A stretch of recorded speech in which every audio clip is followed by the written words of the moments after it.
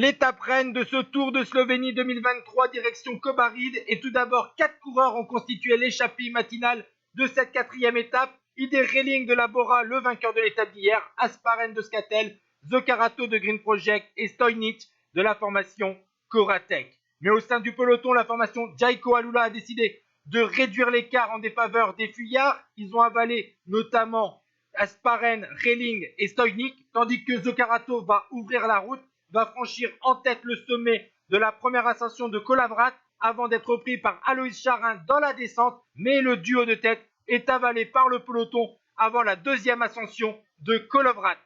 Dans cette ultime difficulté de 10 km 300, 9,5%, Paul Dobel a accéléré, suivi par Filippo Zanna, et le champion d'Italie va distancer le Britannique à 4 km du sommet. Paul Dobel va ensuite être dépassé par ses poursuivants. Dans la descente, Filippo Zanna est sorti de la route, il va être doublé par son jeune équipier colombien Jesus David Peña, qui avait fait la différence avec les poursuivants. Et le jeune coureur colombien de la formation Team Jayco Alula, âgé de 23 ans, 7e du Baby Giro 2019, signe sa première victoire professionnelle. Derrière, on a un trio avec Zanna, Ulissi et Fortunato, et c'est le champion d'Italie qui prend la deuxième place devant Ulissi et Fortunato, et c'est Aleotti de la formation Bora qui franchit la ligne à 22 secondes. Et voici donc le top 10 de cette étape reine du Tour de Slovénie avec une victoire colombienne.